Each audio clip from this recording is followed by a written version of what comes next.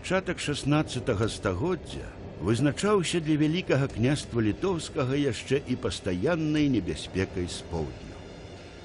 Як цень, як непераможныя прывіды з'яўляліся пад сценамі нашых гарадоў і мястэчак крымскія татары.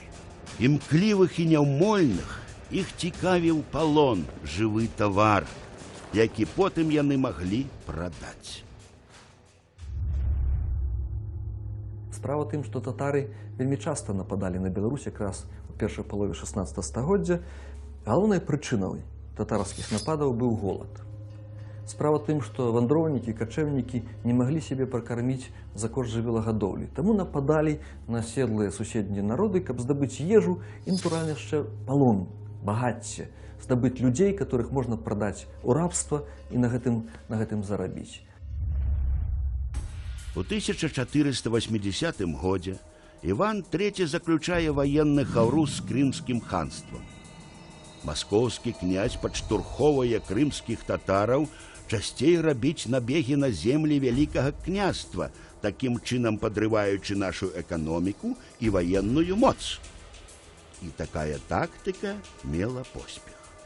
Састареласць паспалітага рушання як формы арганізацыі абароны краіны ў часы небяспекі была прычынай таго, што часцей татары не сустракалі сур'ёзнай перашкоды. Да таго ж кожны з іх вёў з сабою некалькі параў коняў, а гэта дазваляла рухацца без перапынкаў і хутка сыходзіць з чужых земляў разам з багатым палонам. Набегі татараў былі імклівымі і ў той жа час ахоплівалі вялікія тэрыторыі.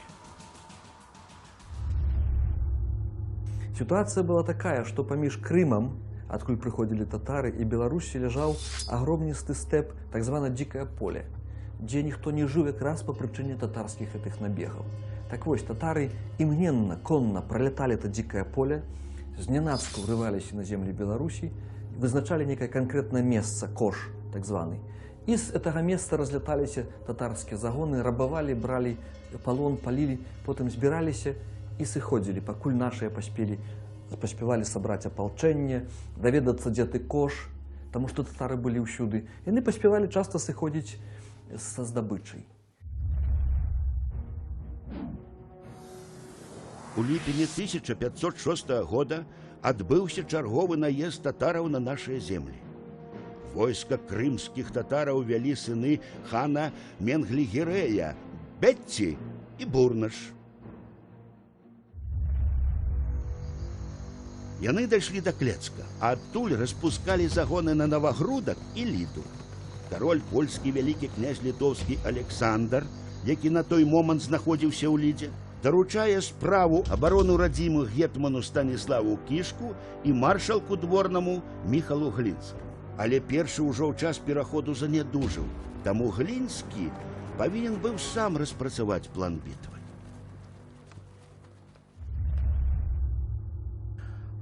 Тады яму было 36 гадоў. Ён вучыўся ў універсітэтах Італіі і Нямецчыны, ведаў некалькі еўрапейскіх моваў, шмат вандраваў, захапляўся мастацтвам. Увогуле быў асобаю эпохі рэнесансу. А перад вяртаннем на радзіму, дарэчы, ён служыў у войску імператара Святой Рымскай імперіі, дзе выявіўся як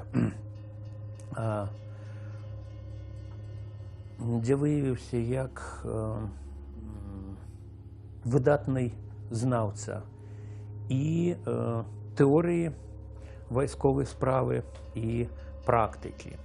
Вядомы нямецкі падарожнік і дыпламант Сігізмунд Герберштайн называў Міхайла Глінскага чалавекам выдатнага досведу і выключнай доблесці. Тады ён быў фаварытам вялікага князя Александра, і фактычна ён кіраваў войскам, хоць намінальным кіраўніком быў гетман Кішка. Але ён быў ужо стары і не мог фізічна кіраваць войскамі. Менавіта Глінскі ўсё арганізаваў. Лепшую кандыдатуру для гэтага цяжка было знайсці. Сам татарын з паходжання, таленавіты і амбітны Міхал Глінскі добра разумеў слабыя бакі татарскага войска. Лагер крымскіх татараў стаяў на ўзвышшы. З двух бакоў прыкрыты рэкамі.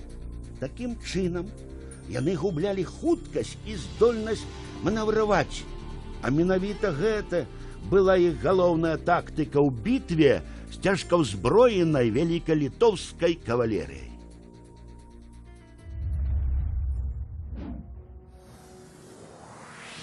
Раніцай 5 жніўня 1506 года войска пад ачолам Міхала Глінска падышло да Клецка і спынілася каля ракі Лань. Паспрабуйма уявіць момант перад пачаткам бітвы. Вецер калыша сцягі і бунчукі, сонца грае на панцырах, на тарчах. Як бы все нібыта звычайна, як перад тагачаснай бітвай, але быў яшчэ адзін нюанс у клецкай бітве, які адрозніў ад сотняў іншых бітваў. Калі з высокага берагу Лані рыцары Міхайла Глінска глядзелі на гатовую да бою татарскую арду на другім баку ракі, то удалечы яны бачылі нашых палонных. Тысячы жанчын, дзяўчат і дзяцей сядзелі на зямлі пад аховаю татараў і з надзеяй глядзелі на тых, ад каго магло прыйсці вызваленне. І я ўпэўнены, што, звяртаючыся з прамовай да свайго войска, Міхайла Глінскі не мог не казаць пра тое, што мы не дапусцім, каб нашы жанчыны былі рабынямі, каб нашы дзеці раслі невольнікамі і забывалі родную мову і родную зямлю. Сілы былі прыкладна роўныя. Прыблізна каля 6000 вояў з кожнага боку. Глінскі вырашыў перапраўляцца праз забалочаную пойму ракі Лані, якая аддзяляла яго ад татараў. Пабудаваўшы пад градам стрэлаў 2 гаці, нашае войска пачало пераправу 2 калонамі.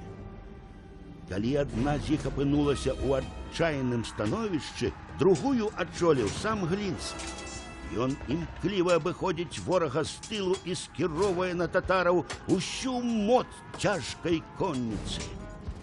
Расколатае войска захопнікаў запанікавала і пачало бязладна адступаць. Лёс бітвы быў прадвызначаны.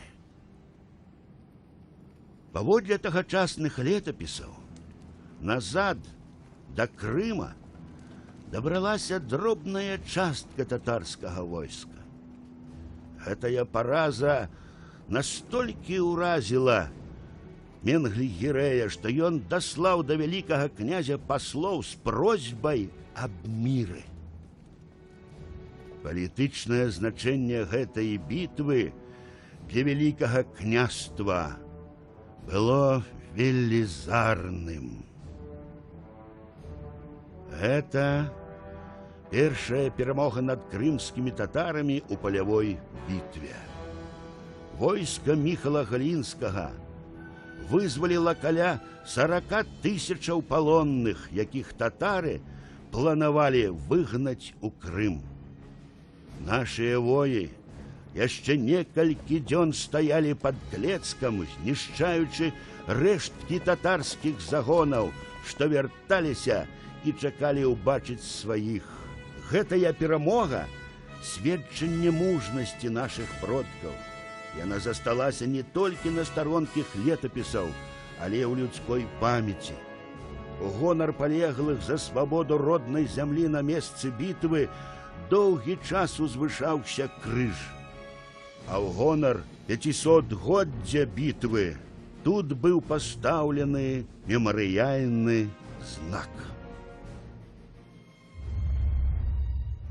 захавалася паданне, што на знак падзякі за вызваленне беларускія дзяўчынкі